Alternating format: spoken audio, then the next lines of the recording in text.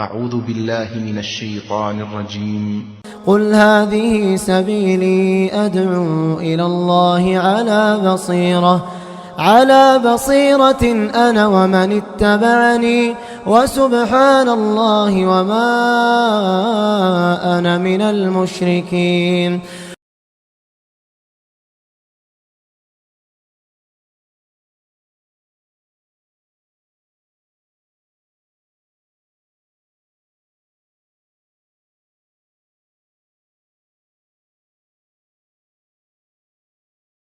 إن الحمد لله نحمده ونستعينه ونستغفره ونعوذ بالله من شرور أنفسنا ومن سيئات أعمالنا من يهده الله فلا مضل له ومن يضلل فلا هادي له وأشهد أن لا إله إلا الله وأشهد أن محمدا عبده ورسوله أرسله بالحق بشيرا ونذيرا.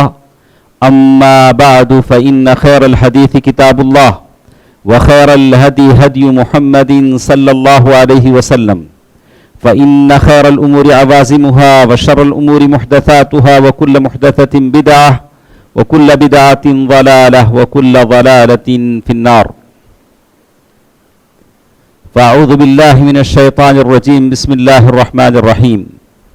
وَمَا النَّصْرُ إِلَّا مِنْ عِنْدِ اللَّهِ الْعَزِيزِ الْحَكِيمِ. میرے اسلامی بھائیوں اور بہنوں، چھوٹے بچوں، تمام تعریفیں اللہ سبحانہ و تعالیٰ کے لیے ہیں، کیونکہ وہی تعریف کے مستحق ہے، وہی لائق ہے، وہی فائق ہے، وہی سجدے کے لائق ہے. اور اللہ تعالیٰ کے علاوہ کوئی ایسا نہیں ہے جس سے دعائیں مانگی جائیں، جس سے مرادیں مانگی جائیں، جس کی نظر و نیاز کی جائے. صرف اللہ تعالیٰ کی ذات ہے جو ہم سب کی سنتا ہے. امن یجیب المضطر اذا دعاہ، کون ہے جو پریشان حال کی سنتا ہے اور اس کی تکلیف کو دور کرتا ہے؟ وہ اللہ تعالیٰ کی ذات ہے. درود و سلام ہو میرے اور آپ کے پیارے نبی محمد مصطفیٰ صلی اللہ علیہ وسلم پر، اور اللہ کی رحمتیں اور برکتیں ہوں صحابہ پر، تابعین پر، اور قیامت تک اس سچے دین پر چلنے والوں پر. میرے اسلامی بھائیوں اور بہنوں، سورۃ آل عمران کی آیت کا ایک ٹکڑا میں نے آپ کے سامنے پڑھا، جس میں اللہ تبارک و تعالیٰ فرماتے ہیں وَمَا النَّصْرُ إِلَّا مِنْ عِنْدِ اللَّهِ. مدد، سپورٹ اگر مل سکتی ہے الا من عند اللہ، اللہ تعالیٰ کی طرف سے مل سکتی ہے. اللہ تبارک و تعالیٰ ہے جو زبردست ہے اور حکمت والا ہے. تو سورۃ آل عمران کی آیت ہے بل اللہ. اللہ تعالیٰ نے اور ایک جگہ بھی کہا خیر الناصرین، اللہ تعالیٰ ہے جو بہت بہترین مدد کرنے والا ہے. دنیا میں جگہ جگہ بہت سارے چیزیں ہوتی ہیں جو آفات اور فتنوں کی شکل میں. اللہ کے نبی صلی اللہ علیہ وسلم نے حدیث میں فرمایا من یعش بعدی منکم فسیری اختلافا کثیرا، میرے بعد جو بھی زندہ رہے گا دنیا میں بہت سارے فتنے دیکھے گا. دنیا میں بہت سارے فتنے ٹرائلز رونما ہوں گے، یہ ساری چیزیں آپ دیکھیں گے. ایسے حالت میں ایک مومن کا کیا رول ہونا چاہیے؟ ایک مومن کو اس حالت میں کیا کرنا چاہیے؟ اللہ کی رحمت سے مایوس نہیں ہونا چاہیے. مسلمانوں کی ایک تعداد ایسی ہے جو کہہ رہی ہے کہ اللہ کیا کر رہا ہے، اللہ کی مدد کیوں نہیں آتی؟ تو اللہ تو کہتا ہے ہر گھڑی اس کی شان ہے. ارے وہ اللہ وَمَا تَسْقُطُ مِنْ وَرَقَةٍ إِلَّا يَعْلَمُهَا وَلَا حَبَّةٍ فِي ظُلُمَاتِ الْأَرْضِ وَلَا رَطْبٍ وَلَا يَابِسٍ إِلَّا فِي كِتَابٍ مُبِينٍ. کسی درخت کی ٹہنی سے کوئی پتا نیچے گرتا ہے، وَمَا تَسْقُطُ مِنْ وَرَقَةٍ إِلَّا يَعْلَمُهَا، اللہ اسے جانتا ہے. وَلَا حَبَّةٍ فِي ظُلُمَاتِ الْأَرْضِ، زمین سے کوئی پودا اگتا ہے، بیج اپنا منہ نکالتا ہے تو اللہ جانتا ہے. وَلَا رَطْبٍ وَلَا يَابِسٍ الا فی کتاب مبین، ساری چیزیں کتاب مبین میں لکھ دی گئی. کیا اللہ کو آپ بتائیں گے؟ کیا میں اللہ کو بتاؤں گا کہ فلسطین میں جو کچھ ہو رہا ہے، وہاں کی معصوم بچے جو جا رہے ہیں، پتہ نہیں ان یہودیوں کی پیاس کتنے بچوں کا خون پینے کے بعد رکے گی، کتنے بچوں کی لاشوں کو دیکھیں گے. اور دنیا کی یہ ساری تنظیمیں، چاہے وہ بچوں کی رفاہی تنظیم ہو، چاہے حقوق انسان ہیومن رائٹس کی تنظیم ہو، انسانی حقوق کی تنظیم ہو، ایشیا جیسے واد جیسے کہتے ہوں، اور دوسری کتنی تنظیمیں ہیں جو ساری تنظیمیں حقوق انسانیت کا دعویٰ کرتی ہیں، اب ایسے موقع پر کہاں سو جاتی نہیں پتا. اس لیے کہ مسلمانوں کا معاملہ ہے. ساری تنظیمیں، ساری چیزیں خراٹے لے کر سو رہی ہیں، ہماری بات نہیں. تو ہمارا بل اللہ مولاکم، ہمارا تو اللہ مولا ہے. ہم اللہ ہی سے آہ و گزاری کرتے ہیں، اللہ کے سامنے روتے ہیں. خیر الناصرین، وہ سب لوگوں کی بہترین مدد کرنے والا ہے. لا تیأسوا من رحمت، یعنی اللہ تعالیٰ کی رحمت سے مایوس ہونے کی ضرورت نہیں. اللہ کی رحمت سے مایوس نہ ہو. اللہ تبارک و تعالیٰ تمہاری دعاؤں کو سنتا ہے. اللہ تبارک و تعالیٰ ہے جو جانتا ہے، ساری چیزوں کو جانتا ہے، اس کو بتانے کی ضرورت نہیں. بس آپ کو اللہ تعالیٰ کے سامنے آہوازاری کرنی ہے، مناجات کرنے ہیں، اللہ سے دعا کرنی ہے. دوستو عزیزو، جس قوم کے بارے میں مجھے آپ کو بتانا تھا، میرے پاس 20 منٹ کا یا 15 منٹ کا وقت رہ جاتا ہے اذان کا وقت نکالنے کے بعد. اور یہ مسئلہ اتنا نازک ہوتا ہے کہ جمعے کا خطبہ حدیث کی روشنی میں ہم بڑھا نہیں سکتے ہیں. اسی لیے حدیث میں کہا گیا کہ آدمی کی فقاہت، آدمی فقی ایسے بنتا ہے جب اس کا خطبہ مختصر ہو. 20 منٹ 25 منٹ. اگر کوئی 40 منٹ 1 گھنٹہ خطبہ دیتا ہے تو وہ خلاف حدیث ہے، وہ حدیث کے خلاف میں کرتا ہے. اب اسے نہیں کہیں گے کہ علامہ ہے اس لیے 1 گھنٹہ بولیں، بڑے خطیب تھے 1 گھنٹہ بولیں. نہیں، آپ حدیث کی مخالفت کرتے ہیں اگر خطبہ لمبا کرتے ہیں. یہ حدیث صحیح حدیث ہے. صحابہ رسول سے لوگوں نے کہا، انہوں نے بڑی اچھی تقریر کی، لوگوں نے کہا کہ آپ کی تقریر بڑی اچھی تھی، آپ کی واعظ و نصیحت اچھی تھی، اگر آپ کچھ دیر بڑھا لیتے تو اور اچھا رہتا. تو انہوں نے کہا کہ نہیں، اللہ کے نبی صلی اللہ علیہ وسلم کی حدیث انہوں نے سنائی. یہ آدمی کی فقاہت ہے، عقل مندی ہے کہ اس کا خطبہ مختصر ہو. دوستو عزیزو، چلیے قرآن کی روشنی میں ہم دیکھتے ہیں کہ یہ قوم یہود، یہ یہودی جو ہیں، اسرائیل سلطنت کے جو لوگ ہیں، کیا ان لوگوں سے کیا امید رکھی جا سکتی ہے کہ یہ مسلمانوں پر رحم کریں گے؟ قرآن ان کے بارے میں کیا کہتا ہے؟ لَتَجِدَنَّ أَشَدَّ النَّاسِ عَدَاوَةً لِلَّذِينَ آمَنُوا الْيَهُودَ وَالَّذِينَ أَشْرَكُوا. لَتَجِدَنَّ أَشَدَّ النَّاسِ، لوگوں میں سب سے زیادہ سخت ترین تمہارے دشمن یہ یہودی ہیں. یہودیوں نے سارے دنیا کے انسانوں کو 2 قسموں میں تقسیم کیا ہے. ایک قسم یہودی کے علاوہ جو بھی ہے وہ جانور ہے. ان کے پاس جانور 2 ٹائپ کے ہیں، ایک بولنے والا جانور، ایک نہیں بولنے والا جانور. یہودی کے علاوہ جتنی بنو نوع انسانی ہے سارے کے سارے جانور ہیں، سارے کے سارے جانور ہیں. یہودی اب ان کے ساتھ جیسے چاہے ٹریٹ کر سکتے ہیں، جیسے کوئی آدمی جانور کے ساتھ کرتا ہے. اس کی بھینس ہے، گائے ہے، بکرا ہے، مارو توڑو چیرو پھاڑو، کوئی بات نہیں، آپ کو کوئی سزا نہیں ملے گی، اس لیے کہ سارے جانور ہیں.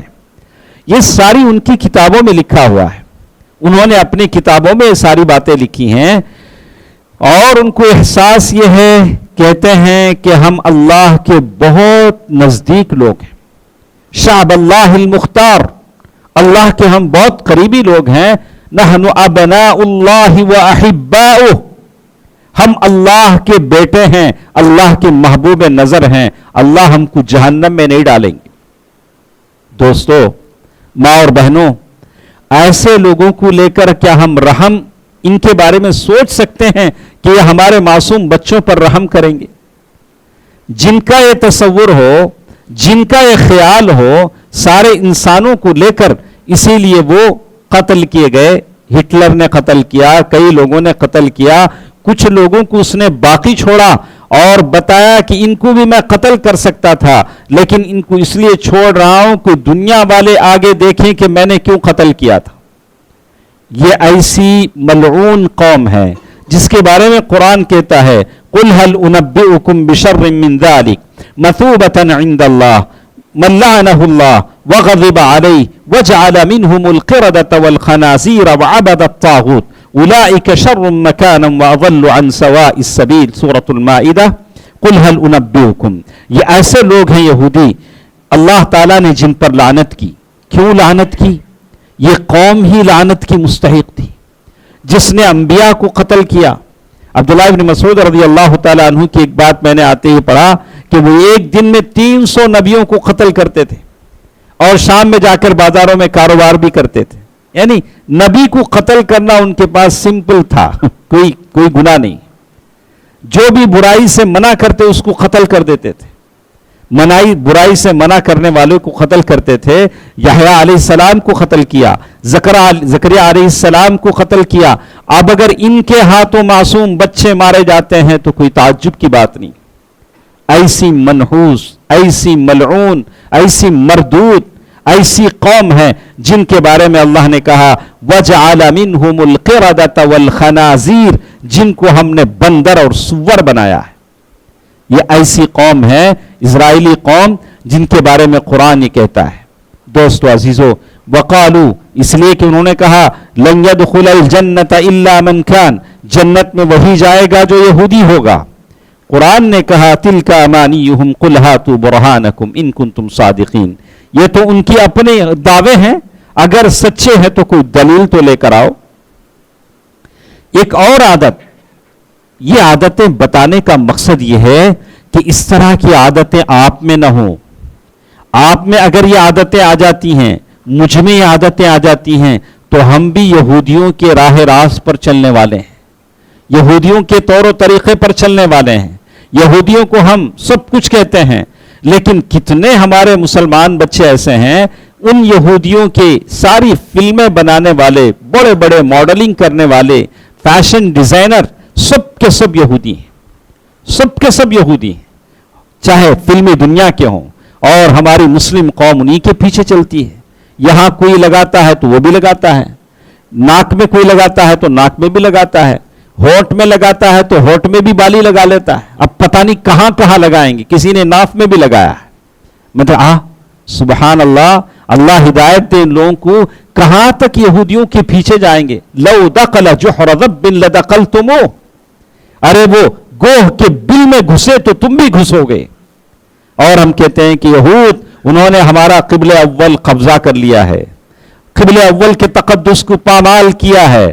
بات صحیح ہے، لیکن کیا ہم ان کی تابعداری تو نہیں کر رہے ہیں؟ کتنی باتوں میں ہم ان کو فالو کر رہے ہیں. اللہ کے نبی صلی اللہ علیہ وسلم فرمایا لعن اللہ الیہود والنصارى اتخذوا قبور انبیاءہم مساجدا، اللہ تعالیٰ یہود و نصارہ پر لعنت کرے، انہوں نے انبیاء کے قبروں کو سجدگاہ بنا لیا. کیا ہماری قوم پیروں فقیروں کی قبروں پہ جا کے سجدہ نہیں کر رہی؟ نبی کے قبروں پر سجدے کرنے والا لعنت کا مستحق ہے، تو پیروں قبروں کے سجدوں پر وہاں جا کر سجدے کرنے والے کو آپ کیا کہیں گے؟ نبی نے تو کہا تھا خالف الیہود، یہود کی مخالفت کرو، یہودیوں کی مخالفت کرو. وہ اپنے جوتوں میں نماز نہیں پڑھتے ہیں، تم پڑھو. جوتا پہن کر آدمی نماز پڑھ سکتے ہیں. اب میں نہیں کہوں گا کہ کوئی گندا جوتا یہاں لے کر آ جائے. ارے کبھی کبھار قبرستان چلے جاتے ہیں، وہاں تو مٹی میں جنازہ ہوتی ہے، وہاں چپل پہن کے آپ پڑھ سکتے ہیں، جوتا پہن کے پڑھ سکتے ہیں. اللہ کے نبی صلی اللہ علیہ وسلم فرمایا کہ یہ سنت ہے، یہ سنت ہے کہ آپ جوتا پہن کے نماز پڑھیں. خالف الیہود. تو بات کہنے کی یہ ہے کہ یہودیوں کی وہ عادت اور خصلت ہمارے اندر نہ ہو. سماعون للکذب، یہود جھوٹی باتوں کو بہت سنتے تھے. سماعون للکذب اکالون للسحت، اسی لیے علماء کہتے ہیں الربا ولیدۃ الیہود، انٹرسٹ، وڈی، یہ یہودیوں کا بچہ ہے. اس کو یہودیوں نے شروع کیا، یہودیوں سے یہ جنم لیا ہے. اور آپ ہمارے ملک میں بھی دیکھتے ہیں کہ سود دینے والے خاص قسم کے لوگ ہیں، وہ بھی بہت اچھے व्यापारी ہیں اور بڑے اچھے منچے ہوئے لوگ ہیں. کہا کہ یہ سارا اسی لیے لوگ سارے عالم پر دنیا پر چھائے ہوئے ہیں. ان کا بزنس، ان کا وہ بزنس کرنے کا انداز، ان کی چالاکی ساری دنیا پہ چھائی ہوئی ہے اور اقتصاد یہ تعداد میں کم ہے. شیخ ابن عثیمین رحمہ اللہ کی یہ بات میں نے پڑھی. کہا یہودیوں کا جو نفسیاتی یہ ہے کہ ہم سب سے سوپر ہیں، سارے لوگ نوکر چاکر ہیں، تو ان کا ایک خیال ہے کہ سارے لوگوں پر، دنیا کے لوگوں پر ہم حکومت کریں. لیکن ان کی تعداد اتنی نہیں ہے، ان کی تعداد اتنی نہیں ہے. چاہے آپ دنیا کے دوسرے ممالک میں دیکھ لیں یا خود اسرائیل میں دیکھ لیں، جہاں سے لوگ لا کر یہودی بسائے گئے ہیں، ان کی تعداد اتنی نہیں ہے کہ وہ ساری دنیا کے لوگوں پر حکومت کر سکیں. وہ اپنے ذہن سے، اپنی برائیوں سے، اپنے فحش و فجور سے حکومت کرتے ہیں. ننگے کپڑے ڈیزائن کرواتے ہیں، سود کے لیے اسکیمیں بناتے ہیں، پتہ نہیں کیا کیا کرتے ہیں. ان الذین یحبون ان تشیع الفاحشہ. دوستو عزیزو، یہ ایسی مردود قوم ہے، ملعون قوم ہے. اللہ تعالیٰ سے دعا کیجئے، اس کے نقش قدم سے بچنے کی کوشش کیجئے. اللہ تعالیٰ نے کہا اکالون للسحت، یہ قوم ہے جو سود پر جیتی ہے، انٹرسٹ پر جیتی ہے. توبہ کیجئے، اللہ تعالیٰ سے دعا کیجئے کہ آپ کی زندگی میں سود داخل نہ ہو، آپ کے کاروبار میں انٹرسٹ کا پیسہ داخل نہ ہو، یہ ساری چیزیں داخل نہ ہوں. وَيَقُولُونَ عَلَى اللَّهِ الْكَذِبَ، اور یہ اللہ تعالیٰ پر جھوٹی جھوٹی باتیں باندھتے ہیں. اور اللہ تعالیٰ کو بھی انہوں نے نہیں چھوڑا، اللہ کو بھی نہیں چھوڑا. اللہ تعالیٰ کے تعلق سے کیا کہا؟ وَقَالَتِ الْيَهُودُ يَدُ اللَّهِ مَغْلُولَةٌ، اللہ تعالیٰ کے ہاتھ بندھے ہوئے ہیں، اللہ دیتا نہیں ہے. اللہ نے اس کا جواب دیا نہیں، بل یداہ مبسوطتان، اللہ کے دونوں ہاتھ کھلے ہوئے ہیں. اور کبھی کہا ان اللہ فقیر، اللہ تعالیٰ محتاج ہے، ہم بڑے مالدار ہیں. اللہ تعالیٰ کو بھی انہوں نے نہیں چھوڑا، اپنی زبان سے کتابیں بدل دیں، اللہ کی جناب میں گستاخی کی. یہ ایسی بدترین قوم ہے. دوستو عزیزو، ماں اور بہنوں، اللہ کے نبی صلی اللہ علیہ وسلم کی سیرت سے بہت ساری مثالیں اس قوم کی ہمارے ساتھ ملتی ہیں. ہمارے پاس اتنا وقت نہیں ہے، ایک دو چار باتیں بتا کر میں آپ کے سامنے رکھ دیتا ہوں. اللہ کے نبی صلی اللہ علیہ وسلم اس قوم کے تعلق سے کہتے ہیں، ابھی ایک عام چلن ہمارے پاس ہے. کیا ہے؟ ایک صاحب نے اپنا ایک فتویٰ لکھا کہ بھئی آپ لوگ قنوت نازلہ پڑھتے ہیں، دعائیں کرتے ہیں، اللہ سے دعائیں کرتے ہیں، دعائیں ضرور کیجیے، اللہ تعالیٰ دعائیں قبول کرے گا. لیکن پیپسی کوکولا پی پی کر دعا کریں گے تو دعا کیسے قبول ہوگی؟ ارے بھئی جس قوم کے لیے آپ دعا کر رہے ہیں اسی کی پیپسی پی رہے ہیں، ہاں اسی کا کوکولا پی رہے ہیں. تو یہ بات کہاں تک صحیح ہے ہم آپ کو بتاتے ہیں. کیا ضروری ہے کہ آپ ان کے جو منتجات ہیں، ان کے جو پروڈکٹس ہیں، آپ اسے چھوڑ دیں؟ کیا کیا چھوڑیں گے؟ برش کرنا چھوڑ دیں گے، شو پالش کرنا چھوڑ دیں گے، لیپ ٹاپ استعمال کرنا چھوڑ دیں گے، بچے چاکلیٹ کھانا چھوڑ دیں گے؟ کیا کیا چھوڑیں گے آپ؟ کون سی چیز چھوڑیں گے جو اسرائیل کا پروڈکٹ ہے؟ تو یہ چیزیں کیا ضروری ہے؟ تو اللہ کے نبی صلی اللہ علیہ وسلم سے ہم دیکھتے ہیں کہ مدینے میں جو یہودی ہوتے تھے، مدینے کے یہودی اللہ کے نبی صلی اللہ علیہ وسلم کے دشمن تھے. اپنی زبان سے، اپنی حرکتوں سے تکلیف دیتے تھے. اللہ کے نبی صلی اللہ علیہ وسلم کو بڑی تکلیف ہوتی تھی. ایک مرتبہ یہودیوں کا ایک عالم، اللہ کے نبی صلی اللہ علیہ وسلم کا اونٹ گم گیا. اونٹ چلے جاتے ہیں، ہم نے کبھی بھینس پالا، ہم نے بھینس پالا تھا ایک زمانے میں، تو بھینس کبھی چل جاتی ہے، معلوم نہیں پڑتا ہے، وہ خود سے آ جاتی، لیکن کبھی اسے ڈھونڈنا پڑتا ہے. تو اونٹ کہیں گم ہو گیا. تو اس یہودی عالم نے کہا، اوے کیسے تمہارے رسول ہیں، آسمان کی باتیں بتاتے ہیں، گھر کا اونٹ گم ہو گیا ہے، معلوم نہیں کہاں چلا گیا. اللہ کے نبی صلی اللہ علیہ وسلم کو یہ بات معلوم ہوئی. اللہ کے نبی صلی اللہ علیہ وسلم کی دل کو بڑی تکلیف ہوئی. اللہ نے غیب سے بتلایا کہ فلاں درخت کے نیچے اس کی رسی اس درخت میں اٹک گئی تھی، اونٹ وہاں موجود ہے.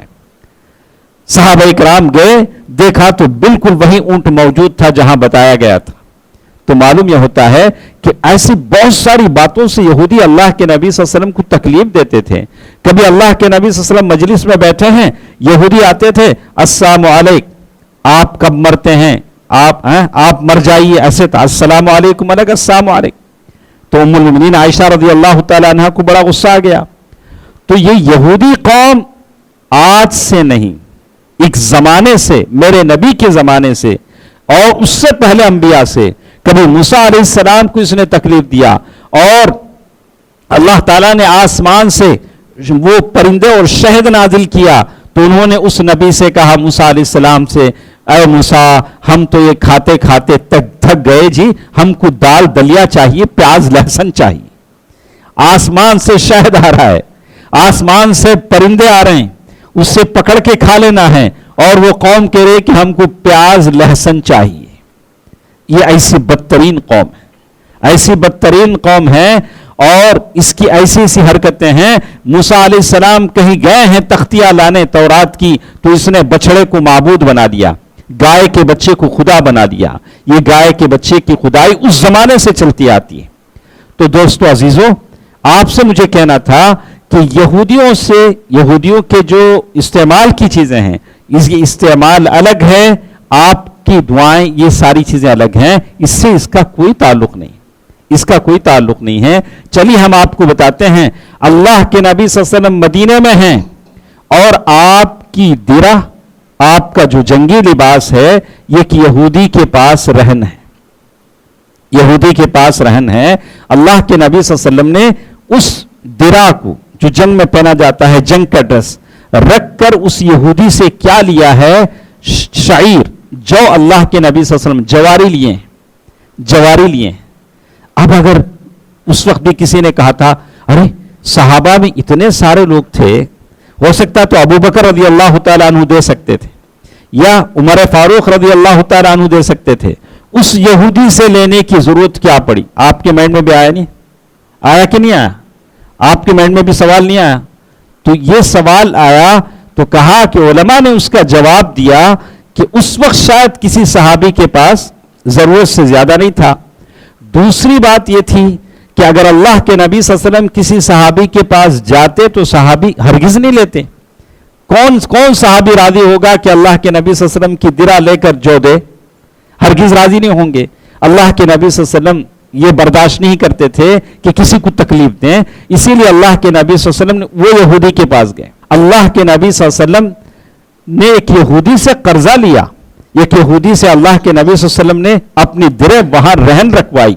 تو معلوم یہ ہوتا ہے کہ اللہ کے نبی صلی اللہ علیہ وسلم نے یہودیوں سے لین دین کیا، یہودیوں سے معاہدات کیے، لیکن ان کی برائی سے لوگوں کو باخبر کیا، برائی سے باخبر کیا اور مدینے میں رہنے نہیں دیا، انہیں جلا وطن کیا. بنو قینقاع ہیں، بنو نذیر ہیں، بنو قریظہ ہیں، ان کو مدینے سے نکلوایا.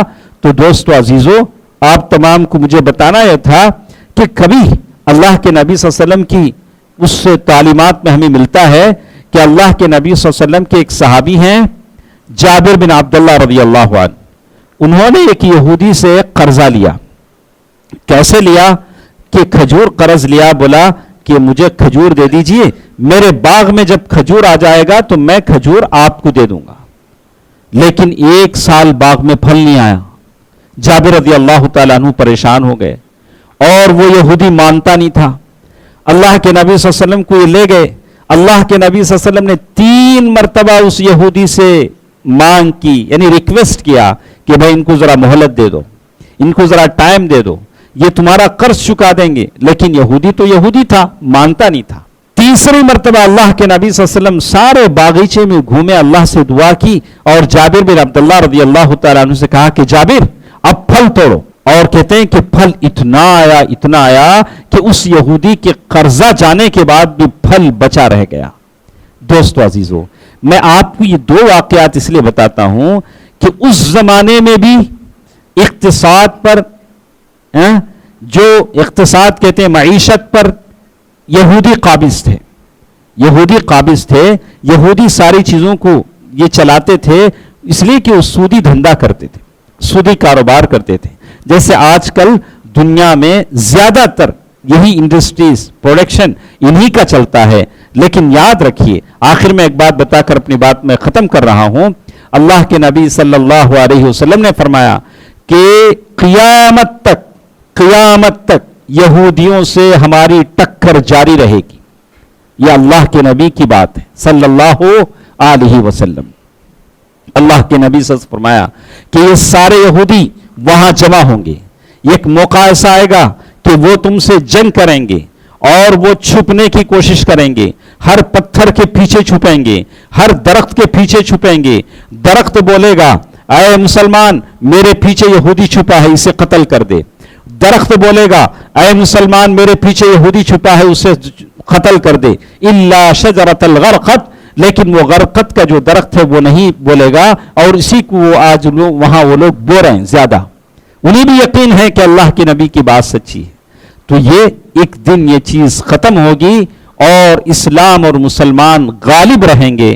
دعا کیجئے, اپنی دعاؤں میں اخلاص پیدا کیجئے. ان معصوم بچوں کے لیے, ان عورتوں کے لیے, ان بوڑھوں کے لیے جو روزانہ مر رہے ہیں, انہیں آپ کی دعاؤں کی ضرورت ہے. دعا کے علاوہ آپ کچھ نہیں کر سکتے ہیں, کچھ نہیں کر سکتے ہیں. آپ ایک ایسے ملک میں ہیں صرف آپ دعا کر سکتے ہیں. ابھی مجھ سے پوچھا گیا تھا جمعے کی نماز سے پہلے, بہت سارے جگہ ارپاٹ یعنی مطلب یہ وہ پروٹیسٹ ہوتے ہیں, وہاں ہم جا سکتے ہیں, اس میں ہم جا سکتے ہیں. تو میں نے ہمارے شیخ انیس سے پوچھا حفظہ اللہ, انہوں نے کہا کہ نہیں, آپ صرف دعا کر سکتے ہیں, ان کے لیے دعا کر سکتے ہیں. آپ دعا کیجیے. اللہ تعالیٰ سے ہم سب دعا کرتے ہیں کہ الہ العالمین فلسطین کے غزہ کے مسلمانوں پر رحم فرما. یا اللہ اسلام کے جو دشمن ہیں اگر ان کے حق میں ہدایت ہے تو یا اللہ انہیں ہدایت نصیب فرما. یا اللہ تمام لوگوں پر تیری خاص رحمت عطا فرما. اے الہ العالمین جتنے لوگ موجود ہیں سب کی دعاؤں کو شرف قبولیت بخش. یا اللہ مسلمانوں کو غلبہ عطا فرما. یا اللہ مسلمانوں کو غلبہ عطا فرما. یا اللہ جو مسلمان پریشان ہیں ان کی پریشانیوں کو دور فرما. یا اللہ جو مسلمان بے روزگار ہیں انہیں روزگاری عطا فرما. یا اللہ سب کی کمائی میں برکت عنایت فرما. یا اللہ جو لا ولد ہیں انہیں اولاد کی نعمتوں سے مالا مال فرما. یا اللہ جو قرضدار ہیں ان کے قرضوں کی ادائیگی کا ذریعہ فرما دے. یا اللہ جو پریشان ہیں ان کی پریشانیوں کو دور فرما. یا اللہ ہماری اس مجلس میں یا ہماری آواز سننے والے جتنے بھی ہیں ان میں جو بیمار ہیں پریشان ہیں ان کی بیماریوں کو شفایابی عطا فرما, ان کے پریشانیوں کو دور فرما. یا اللہ ہم تمام کے وہ لوگ جو دنیا سے جا چکے ہیں یا اللہ وہ اپنے قبروں میں ہیں, یا اللہ ان کے قبروں کو جنت کا ٹکڑا بنا دے. یا اللہ ان کے قبروں میں جنت کی کھڑکیاں کھول دے. یا اللہ ان کے قبروں میں جنت کے بچھونے بچھا دے. یا اللہ انہیں تو اپنی نعمتوں سے مالا مال فرما دے. آمین. صدق اللہ العلی العظیم ونفعنی وإیاکم بالآیات والذکر الحکیم. انہ تعالی جواد ملک کریم بر رؤوف الرحیم.